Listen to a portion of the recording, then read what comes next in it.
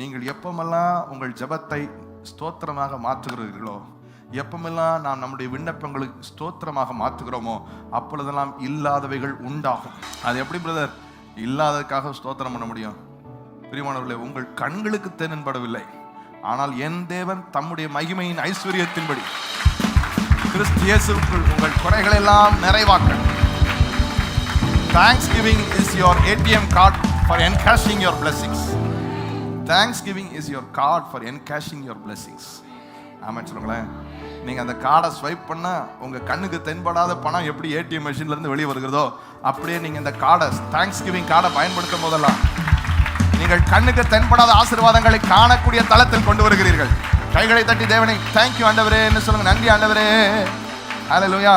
நம்ம மனசு சொல்லும், மாம்சம் சொல்லும், எப்படியாவது கொஞ்ச நேரம் கண்ணை கசக்கியாவது,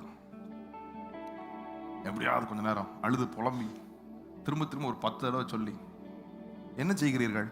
அந்த ஜெபத்தில் விசுவாசமே இல்லை. எபிரேயர் 11 சொல்கிறது, விசுவாசம் இல்லாமல் தேவனுக்கு பிரியமா இருப்பதே கூடாத காரியம். பிரியமா இல்லாத உங்கள் தேவன் எப்படி உங்களுக்கு பதில் தரப்போகிறார்? உங்கள் ஜெபம் அவரை பிரியப்படுத்தும் என்றால் உடனே உங்களுக்கு அற்புதம் நடக்கும்.